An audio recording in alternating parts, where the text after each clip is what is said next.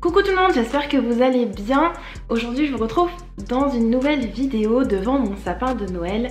On est le 27 décembre. Du coup je me suis dit que j'allais vous faire une petite vidéo avec les livres que j'ai reçus pour Noël. Voilà, bonne fête de fin d'année, joyeux Noël en retard. Voilà, je me voyais pas trop filmer le jour de Noël parce que j'avais du monde à la maison. J'espère que chez vous tout s'est très bien passé, que vous avez passé un bon Noël, que vous avez eu plein de cadeaux. Et si jamais vous voulez me dire ce que vous avez reçu comme cadeau, n'hésitez pas à le faire en commentaire et peut-être que ça me donnera des idées de lecture. Alors certaines choses que j'ai commandées, que j'ai reçues avant Noël en fait, que j'avais acheté moi-même. Et puis quelques petits mangas, donc je vais commencer par vous présenter ça et puis après on passera aux cadeaux de Noël. Donc du coup je vais vous montrer vite fait les mangas. Donc avec ma soeur on achète les mangas en commun. Du coup il y a eu À tes côtés de Megumi Morino aux éditions Akata. Donc c'est le tome 7, on en est déjà. Ça a l'air très été, je sais pas comment on dit ça, estival. Voilà, c'est pas du tout dans le bon moment on va dire. Voilà, les personnages sont un petit peu dans le mood été plutôt que hiver. J'ai aussi donc acheté Un petit ami trop parfait de Mizuki Hoshino, donc c'est le tome 8 aux éditions Kana. Voilà, je sais plus ce qui se passe dans le tome d'avant. Donc ça c'est des livres, vous avez vu normalement dans ma dernière vidéo que j'avais pris des livres, des mangas que j'ai emmenés dans mon appart. Et du coup, ceux-là ils vont les rejoindre parce que j'ai toujours pas lu de manga là-bas et je vais pas les lire là alors que ceux d'avant je les ai pas lus. Ça me paraît assez logique. J'ai aussi donc Jardin secret, le tome 9 de Amitsu aux éditions Kana. Donc on se rapproche rapidement de la fin, je sais pas, je crois que c'est terminé. Voilà, je voudrais vous montrer une petite planche mini. Voilà, j'aime beaucoup les dessins, c'est très tendre, très chou et ça parle de fleurs. Il y a toute une histoire autour des fleurs, de leur signification et je trouve que c'est très choupi. Ensuite je me suis aussi acheté, si vous avez vu mes dernières vidéos vous savez que je suis un petit peu dans mon mood de lecture pour apprendre des choses. Du coup je me suis pris un livre sur les trous noirs, donc c'est de Matteo Smerlach, donc c'est dans la collection Que sais-je. C'est des tout petits livres d'une centaine de pages qui expliquent en général assez facilement, qui survolent un peu la totalité d'un sujet. Et du coup dans le domaine universitaire c'est un peu la base en fait. Et voilà, donc je voulais lire celui-ci, je l'ai toujours pas commencé. Et dans un tout autre registre, Quelqu'un m'attend derrière la neige de Timothée de Fombelle et illustré par Thomas Campi aux éditions Gallimard Jeunesse. J'avais beaucoup aimé dans ce même format en relié un autre livre de Timothée de Fombelle qui était avec une petite fille, c'était Miss Capitaine ou quelque chose comme ça. Je sais plus. Rosalie, je sais plus, il y avait une petite fille dessus, je l'ai en plus dans ma chambre en bas mais c'est pas très grave. Je vous mettrai une image si j'y pense. Voilà, en dessous c'est fait comme ça. Hop, c'est des hirondelles je suppose, je ne sais pas. Voilà pour les illustrations. J'avais beaucoup aimé l'autre livre du coup de Timothée de Fombelle et puis j'en ai lu d'autres aussi, des romans pour ados et pour enfants qui étaient vraiment super cool, donc voilà, j'ai hâte de lire celui-ci. Ensuite concernant les livres que j'ai reçus à Noël, j'ai reçu un seul roman en fait parce que j'avais pas forcément envie d'avoir d'autres romans parce que j'en ai une vingtaine qui traînent déjà dans ma palle et que j'arrive pas à sortir. Si vous avez vu mes autres vidéos précédentes, vous le savez. Donc celui-ci c'est La lumière dans les contes de Sharon Cameron aux éditions Gallimard Jeunesse. C'est un roman qui traite de la Seconde Guerre mondiale avec une famille qui va cacher des juifs chez eux. Et voilà, ils disent l'histoire vraie de Stefania Podgorska, je pense que ça se prononce comme ça. Voilà, donc ma foi, c'est un thème qui m'intéressait beaucoup, j'aime beaucoup la couverture, je la trouve très jolie et ça me tente beaucoup. Ensuite c'est uniquement des livres, enfin non, on va passer aux BD et puis après c'est des livres comme je vous disais, un peu comme les trous noirs, des livres de connaissances, je sais pas trop comment les classer en fait, des livres de science quoi. Donc j'ai reçu Lettres perdues de Jim Bishop aux éditions Glénat, qui est une BD très jolie. J'aime beaucoup les couleurs,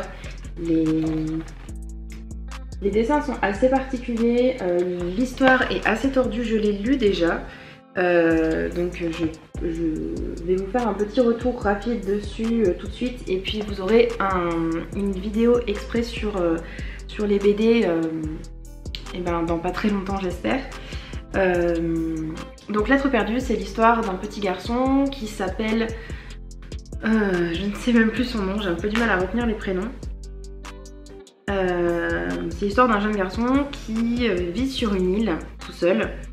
Il s'est plus ou moins fâché avec son père, sa mère est partie loin, elle est partie à l'aventure et elle doit lui envoyer une lettre pour que le petit garçon la rejoigne. Et donc il attend cette lettre désespérément. Et donc il va se rendre pour une fois en ville pour essayer de comprendre pourquoi cette lettre n'arrive pas. Et il va croiser sur sa route une jeune fille qui s'appelle Frangine, qui a une mystérieuse valise avec elle et en fait qui travaille pour des services secrets, enfin voilà, c'est assez mystérieux et c'est un petit peu tordu, hein, c'est un petit peu tordu, il faut l'avouer. On comprend pas forcément tout ce qui se passe à certains moments, c'est un peu déjanté, mais ça fait penser à tout ce qui est histoire de Hayao Miyazaki, je crois que c'est ça, Hayao Miyazaki, je sais plus. Bref, tous les Ghibli qui sont un petit peu qui frôlent avec le fantastique, mais qui sont dans le côté un peu déjanté, un peu hors norme. Et du coup, ben, ça me faisait un petit peu penser à ça. J'aime beaucoup les couleurs, j'aime beaucoup le style graphique. Voilà, il y a des personnages, on a des personnages humains et on a des personnages complètement poissons quoi.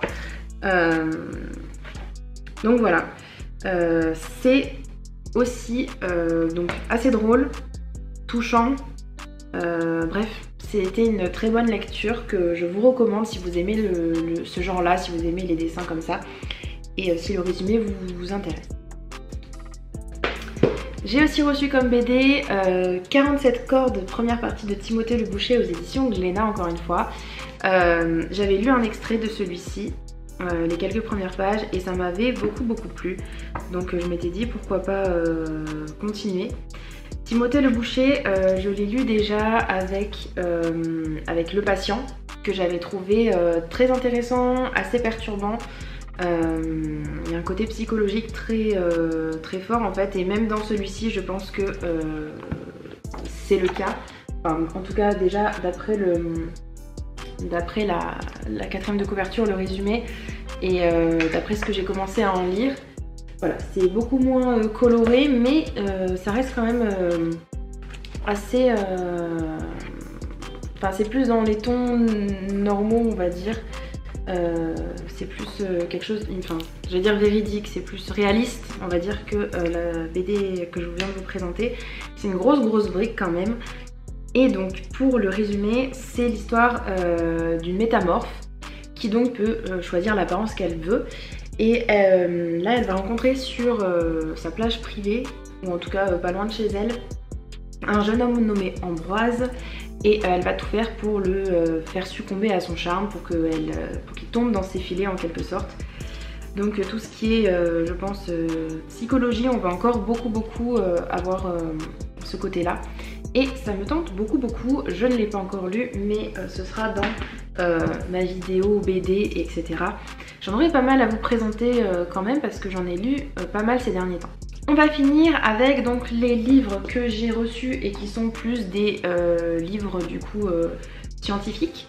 Donc j'ai d'abord reçu Le Grand Atlas de l'évolution de la Terre de Riley Black aux éditions Glénat. Décidément j'ai beaucoup de livres des éditions Glénat.